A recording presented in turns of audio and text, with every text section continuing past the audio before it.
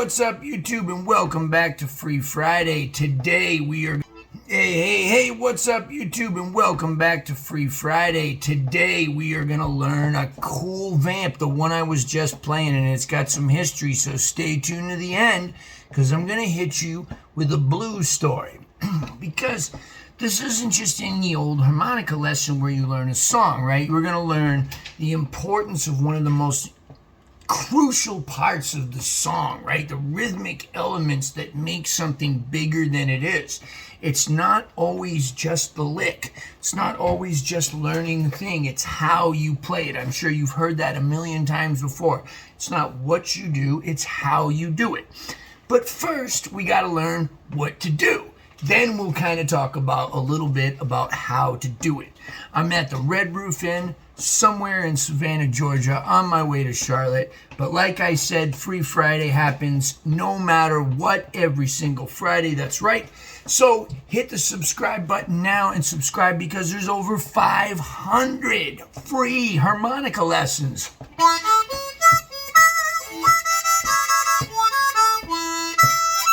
All right, here we go. So the lick is in second position. I'm using a D harp. I got my camera backwards so I can see myself. So it is a D. It's not an upside down D. It's a real D.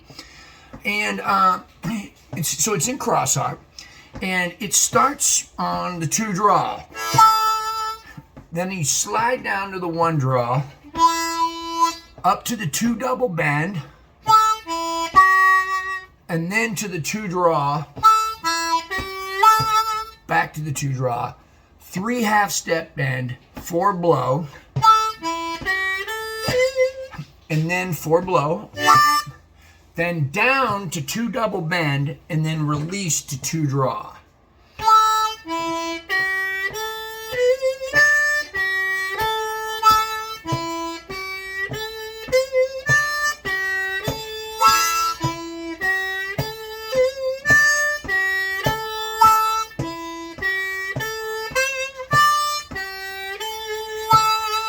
Slow it down.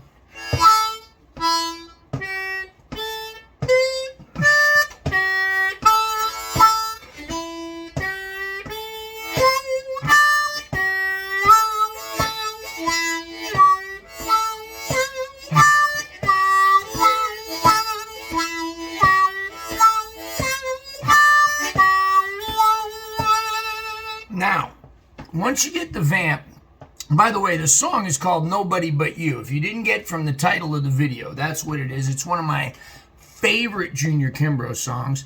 And as you're about to hear, I'm going to tell you a story about what it was like to play it month after month with Junior Kimbrough. And the part about it that I didn't get, I'm going to tell you now so that you don't have to waste time like I did, all right? So anyway, before we get to that, let me show you how you can kind of use this and treat this like any single vamp that you would, meaning you can subtly alter and change it.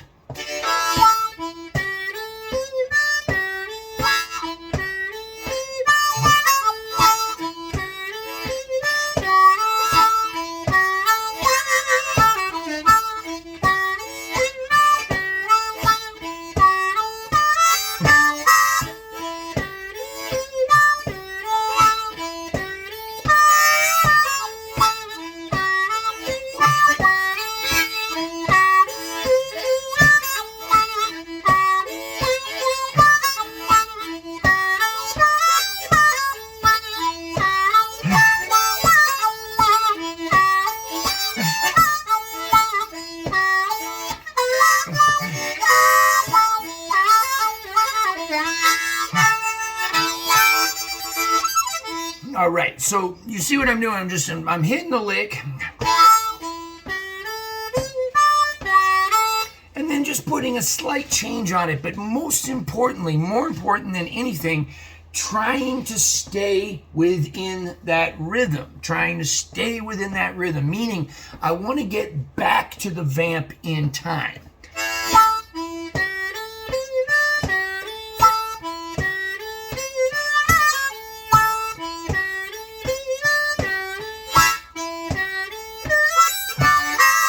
Now, you can hear where I'm coming back. It's on that downbeat. Now I'm going to tell you the story. So when I first started playing with Junior Kimbrough, and if you haven't seen the blues stories that I did on Junior Kimbrough, please go to my channel and check it out. There's not only stories about Junior Kimbrough and R.L. Burnside and Big Bad Smitty, but there's stories about a whole lot of other people. And if you don't like me, which I can understand, you will find stories of other people telling stories about other people. So it's worth checking out. Okay, but this one is from me, and it's about Junior. I was about 20, 21 years old or something like that. And, I was a kid, and I thought I was a hot shot, right? So I was playing with Junior Kimbrough. I was playing with his son, David Malone Kimbrough, his Junior's oldest son, who just passed away a couple years ago. And this was around 95, okay, into 96. And I was playing with those guys, and this was my favorite number that they did. And, I would play with David, and then Junior would get up, and he would start this number, And I would be playing it with Junior, and I'd be putting in every little chance I got, one of those little licks like I was showing you. So instead of playing the song like it's supposed to go,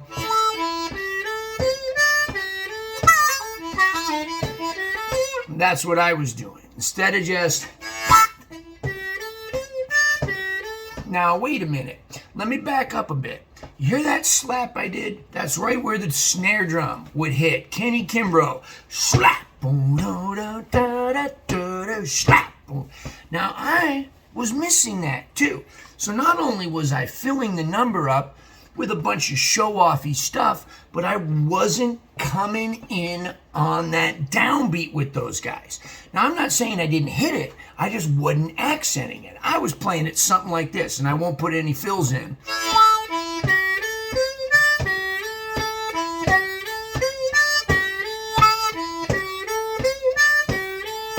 Now, not only was I playing it like that, but I was putting in a whole lot of fancy stuff.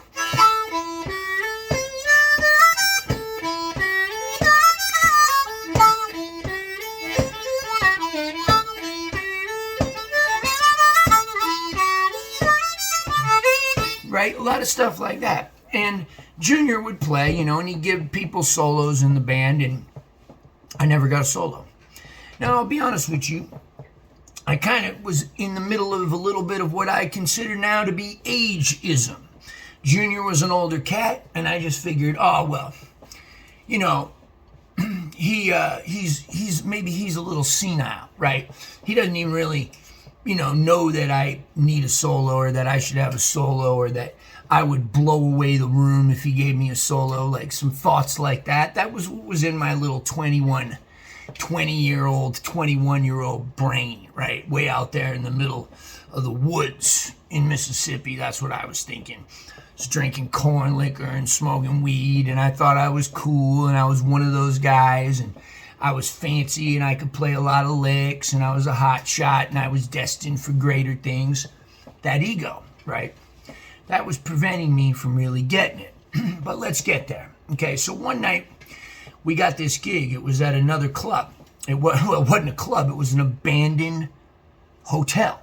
And it had been abandoned for a long time. And what they did was they ran a couple of extension cords over from the neighbor's house, put up some lights in there, went and got a couple of coolers full of beer, made some jungle juice out of corn liquor and fruit, and they were selling that out of the place, and they put the band in there, and we had a party in there, charged and cover charge and everything, and we were in there playing. Well, since it was even more informal than our normal gigs, right, I got a little more drunk than I should have, right? And I had a lot to drink, and I was just sitting there, and I didn't think we were going to play, right? We had the stuff set up, but, a couple hours had gone by and we hadn't played. We were just partying.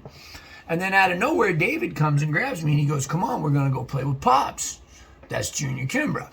So we get up there, and I was thinking to myself, man, I think, honestly, I'm too drunk to be on stage. That's what I was thinking. And, maybe the best thing I can do is just try to play the music as good as I can and not try to take any liberties or play anything fancy, right? So there was a good idea. Not just because I was drunk. A good idea anyway. You ever hear the expression, serve the song? That's a hard lesson to learn for somebody like me, all right? Because I want to be fancy. And so anyway, we get up there and I'm too drunk, right? And I'm playing. I'm just trying to stay in there.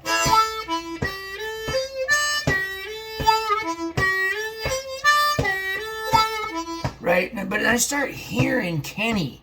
Now that I'm not busy trying to fill up every little lick, I start hearing Kenny come down with that snare drum.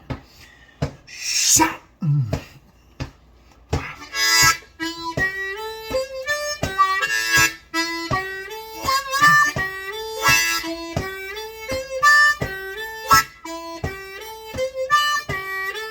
Right?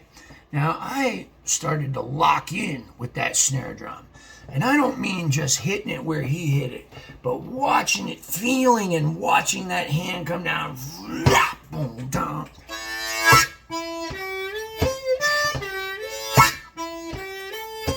Right? Just hitting it with it. And you know, sometimes it come in just a fraction of a little bit late on purpose.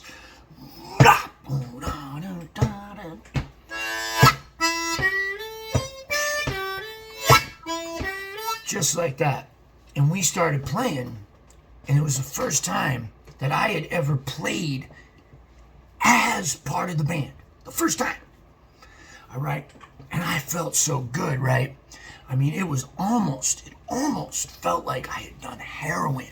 It was so good. I mean, I was drunk, right? But that wasn't it. I was part of this collective, pulsing organism that was one, right? There it was like being in a room full of people, but nobody was there. Just boom. It was incredible. And the guys in the band are looking at me like, yeah, like they had never looked at me like that. You know, they were like, you know, I take a fancy solo. They go, yeah, cool kid, you know, he's fancy, right? Whatever. No, they were looking at me for the first time like I was part of that whole thing. All right? And just at that time, Junior looks back to me. He didn't call me White. He didn't call me Jason. He called me White. And he said, yo, White, take a solo. It was the first time he had ever asked me. So Junior wasn't too old. He knew what he was doing. He was telling me to shut up. The whole time by not giving me a solo. He was telling me to be part of that band. And I just took the best solo I could, and I made it short, and I made it simple, and I made sure I still played that lick.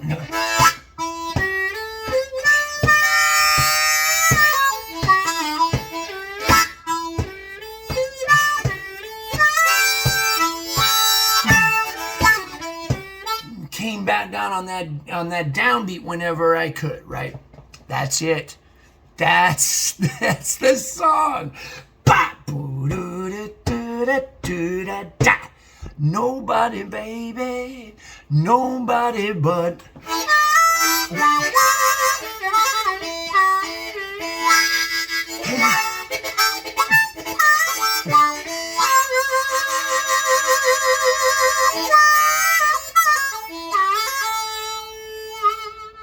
That's what's up. Stay tuned for the credits. I thought I had some credits, y'all. I thought I had some credits in the phone, you know, but I don't. Anyway, I thought I stored them so I could put them at the end of this week's Free Friday from the road, but I'll make it short.